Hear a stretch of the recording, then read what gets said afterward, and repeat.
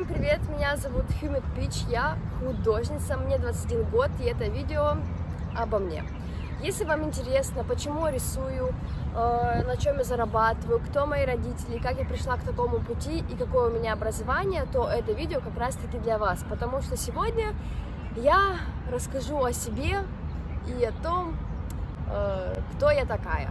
Так что, если вам интересно все это, то смотрите. И первое, с чего я хочу начать, это, наверное, почему вообще я художник и как я посмела себя так называть. В целом, есть определение художник, я его тут покажу, постараюсь где-нибудь, может быть, оставить ссылку на Википедию, очень интересно, да? Но в целом я считаю себя художником, потому что я стараюсь реализовываться именно в этой сфере, потому что я стараюсь... да я, просто рисую, поэтому я художник, почему бы и нет? И почему я рисую вообще? Наверное, я не могу это описать, потому что я уже говорила не раз, что в первую очередь мое вдохновение, мотивация, оно идет изнутри.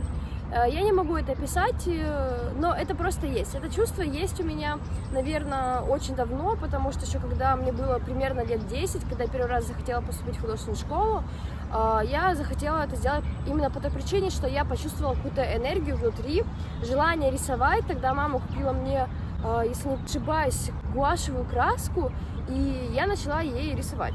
Сейчас думаю, гуашевая краска — это вообще нормальное название? Вроде гуашь, ну да. Короче, я начала рисовать, и в момент рисования у меня так на меня нахлынули чувства, что я захотела рисовать. Скажу, кстати, про генетику, на всякий случай, потому что я получаю очень много вопросов, типа, никто у тебя не рисовал там, типа, из близких и так далее. В моей семье, в моем поколении и в предыдущих поколениях нет художников, по крайней мере, я о них не знаю, и мне о них не говорили. И вообще я не считаю, что это как-то зависимо. Это зависимо только если вы живете со своим близким, кто рисует, он вас обучает с самого детства, вы просто впитываете в себя это как губка, и в последующем вы, возможно, будете продолжать рисовать как свой родственник. Ну, я в том плане, что вы будете в целом вообще рисовать. Так, ветер. Я знаю много таких случаев, когда в семье, например, рисует отец, за ним, грубо говоря, плюс-минус повторяет дочка, потому что ей тоже это нравится, и в последующем она тоже становится художником, потому что было с кого брать пример, грубо говоря. В моей ситуации это было не так, у меня просто было изначально чувство, я ни на кого не смотрела, никогда не знала о том, что вообще можно быть художником. Единственное, я знаю, что у нас всегда в комнате висел большой портрет моей бабушки, написанный маслом, и я знаю, что это был художник, знакомый моей мамы. И, возможно, это тоже как-то на меня повлияло, но в целом не знаю. А про это чувство я, наверное, закончу, потому что, наверное, единственное, что было как раз-таки каким-то мотиватором, и просто именно в процессе рисования я получала это чувство. Вот и все. В последующем из этой причины я поступала несколько раз в художественную школу. Первый раз не удался, потому что меня отговорили сами преподаватели в художественной школе, говоря, что это будет супер сложно. Я такая, окей, заплакала и ушла. Следующий раз, это уже было в 14 лет, если не ошибаюсь, тогда я намеренно пошла в художественную школу, принципиально решила поступить, и там я сдавала экзамен вступительный. Первый мой рисунок на вступительном экзамене, это были не вазочки, скляночки, там была какая-то свободная тема, и я нарисовала человека. Вот, не рисую человека до этого. Вот, но в целом всегда с детства мне нравилось рисовать лица, то есть, типа, это не просто какая-то вынужденная мера, типа, я рисую портреты, потому что это меня кормит. Нет, это только сейчас многие художники начинают рисовать портреты, потому что это может их накормить, прокормить и дать им денег. Это все одно и то же. Поэтому, если коротко говоря, то портреты рисую по той причине, что это просто всегда мне нравилось, нравится до сих пор. В последующем, конечно, это будет углубляться, я надеюсь, это будет улучшаться, это будут более серьезные темы затронуты в моих рисунках, но это в будущем. Сейчас, на данный момент, вы видите то, что у меня получается. Вот и все. Но не об этом.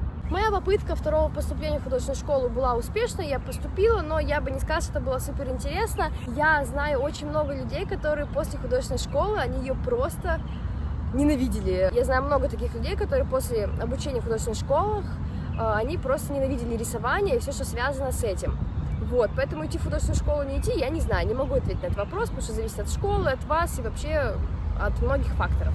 К сожалению, в этой художественной школе я была долго, но не навсегда. То есть свой диплом по художественному образованию я уже получала не в ней, а поступала в другую художественную школу, типа с академическим уклоном, но я этого особо не заметила. Но в целом там мне нравилось больше, и там я полюбила творчество, ну, реально полюбила творчество. Я его до этого любила, но из-за того, что была художественная школа немного другого плана, у меня как-то не особо складывались свои мироощущения с этим, потому что я каждый раз думала, типа, а точно мне это надо?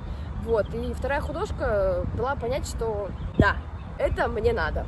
Вот, и что касаемо образования, я имею только художественное образование. В школу после 9 класса поступила в колледж на экономику и бухгалтерский учет. Параллельно с этим пыталась закончить художественную школу, но что касаемо портретов, я научилась их рисовать самостоятельно. Мне не помогала художественная школа, как вы поняли, так бывает. Ну, я не могу ничего сказать другого, так бывает. Я заканчивала художественную школу, но научилась рисовать портреты самостоятельно, поэтому вы можете думать, что хотите, но вот так бывает. Что насчет обучения дальнейшего? Планировала или хотела я поступать куда-то? Да, я поступала на бюджет, пыталась поступить, но не поступила, потому что было 7 бюджетных мест на мою специальность, это графический дизайн, если не ошибаюсь, и я оказалась на 8-м месте, то есть, типа, я точно уже не помню, но, короче, я была крайне, вот, бюджетное место и я. Вот так вот повезло мне, но в целом я довольна, что сложилась так жизнь, потому что, ну, просто потому что. Вот. Что следующее? Какие отношения у меня с родителями, как они относятся к моему творчеству? Такие вопросы тоже часто получаю. Могу сказать сразу, у меня никогда не было в семье, что меня как-то могли унизить за то, что я рисую, хотя я понимаю, что в некоторых семьях, видимо, так бывает. Но у меня не было такого, и плюс-минус я была всегда предоставлена своему собственному выбору, потому что куда поступать я решала сама, кем быть я решала всегда сама. И чем мне заниматься, это я тоже решала сама. И чем мне заниматься вообще в целом, каждый день, когда я живу с родителями, я, ну, типа, сама решала. Никогда не было никакой давки на меня, то есть я была посвящена сама себе, каким-то своим размышлениям, и, то есть поиску себя, грубо говоря, уже с детского возраста. Ну, типа, причина понятна, просто родители много работали и так далее. Вот и все. Я не считаю это плохим, потому что я в итоге хороший человек, я считаю. Ну, типа, ничего плохого в этом не вижу. В целом, я, наверное, все время получала поддержку не только от родителей, но и также от своего окружения какого-то, потому что в школе, в техникуме, где бы я ни находилась, я всегда получала эту поддержку в том плане, что мое рисование всегда одобряли, всегда поддерживали. Единственное, там, может быть, были на уроках какие-то учителя, которые там, их раздражало, что я рисую на полях в тетрадке. Типа, и все. Они, конечно, вроде жаловались моей маме, но как бы по этой причине, когда я перешла в интернет, я ждала той же поддержки, и я ее получала. До того момента, пока я не стала, типа, более-менее набирать какую-то популярность, тогда там уже полились, конечно, очень странные предрассудки, фантазии людей и так далее. Но видео сегодня не об этом, а обо мне, любимой. О май гад, смотрите. Не подходит ко мне. Так. Во сколько лет я начала зарабатывать на рисовании и как вообще я пришла к тому, что имею сейчас. Начала, наверное, рисовать с 17 лет. Получилось это по простой причине. Люди видят, что я рисую портреты, им нравится мое рисование. Они стали просить меня, типа, ой, нарисуй там мою подругу на ее день рождения. И так примерно все и получалось. Я просто рисовала на заказ людей, которые меня просили. И там были суммы очень простые, это типа 200-300 рублей, потом это начало повышаться, и потом я уже создала группу ВКонтакте. Это тоже о другом, это продвижение. Вот. Ну и в целом с этого возраста я начала уже чувствовать себя немного самодостаточной в том плане, что я могу зарабатывать на своем творчестве. Где-то в 19 лет, когда я планировала поступать и переезжать в Тюмень, я, ну, типа, уже были у меня накопленные деньги со своего рисования, и то есть у меня была подушка безопасности, чтобы самостоятельно могла я себя обеспечить в Тюмени. Вот, потому что на тот момент у меня были заказы в основном только из моего маленького города, и я не была интернациональным художником, как сейчас. Потому что сейчас, например, я получаю заказы и запросы просто со всего мира. это сейчас не какой-то, типа, смотрите, какая я классная, а просто действительно сейчас это не ограничивается Россией, я получаю часто очень заказы из Германии, в Нью-Йорк, в Париж у меня было парочку заказов, то есть, типа, везде по чуть-чуть есть мои работы. Ну, типа, это я правда не хвастаюсь, если честно.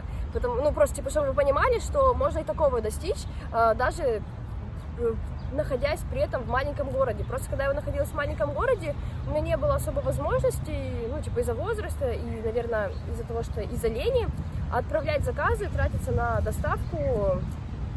Когда я находилась в маленьком городе, типа, мне было проще взять деньги наличкой, дать рисунок и все. То есть, типа, примерно так. Это все. Чё? Блин. На данный момент, кстати, сейчас я уже давно не рисую на заказ, около, наверное, полугода, как минимум.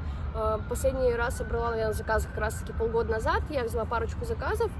Вот, сейчас я давно на эти деньги купила материалы себе новые, которые решила попробовать. Вот, и что касается спонсорства, я уже затрагивала это в одном видео, и хочу рассказать еще раз. Я из-за того, что достаточно крупный блогер на российском ютубе, в инстаграме, то, конечно же, большинство материалов я получаю бесплатно. За счет этого я экономлю. И поэтому я могу себе иногда позволить материалы дорогие, которые я, например, не могу взять по бартеру, потому что их, может быть, не будет у моих спонсоров, либо их в целом нет в России. Вот. Поэтому сейчас я покупаю материалы.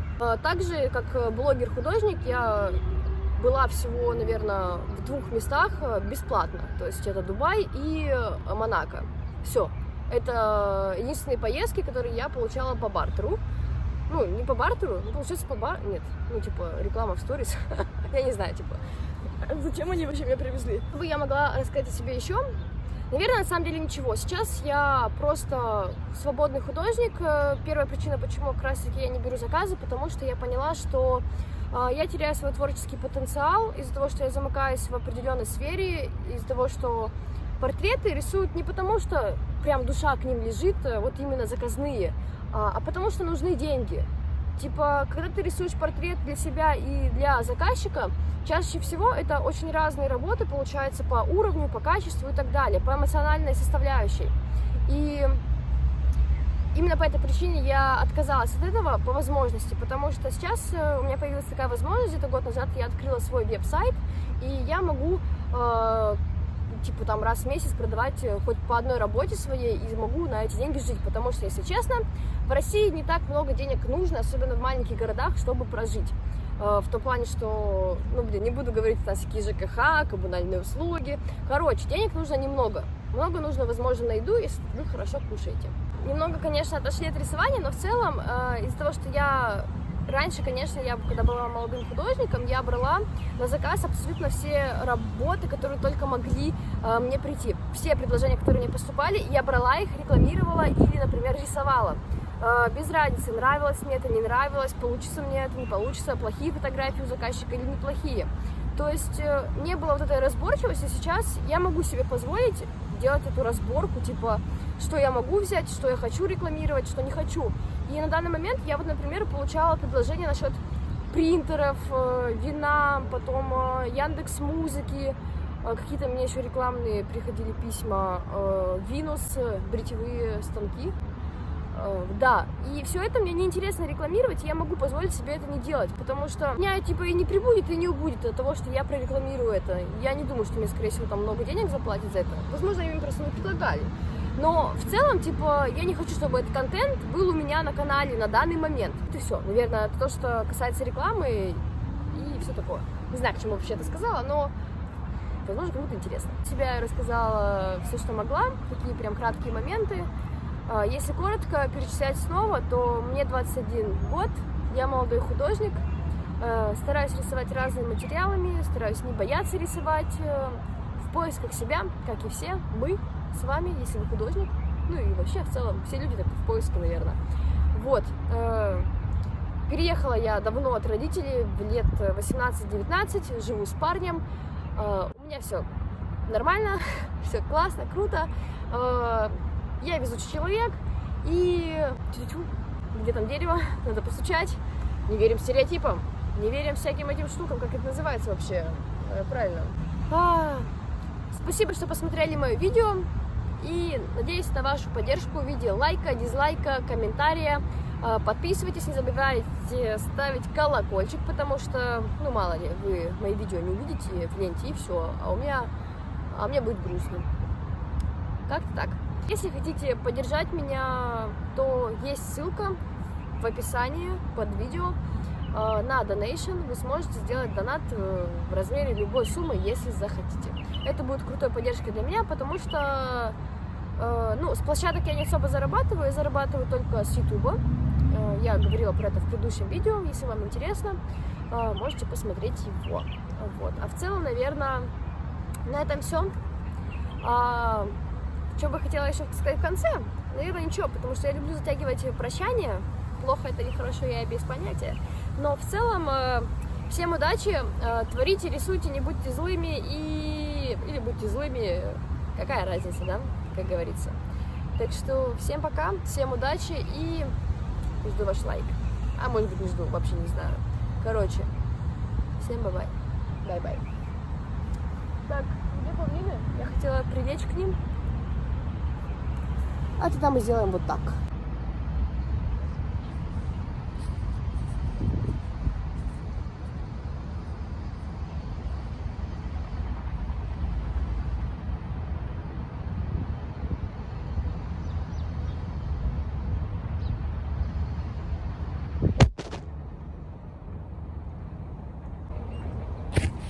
Вот, блядь. Спасибо всем за просмотр. Всем пока. Это точно. Цель данного видео просто познакомиться со мной. Надеюсь, вы стали ко мне ближе. И на этом все. 100%. Отвечаю вам.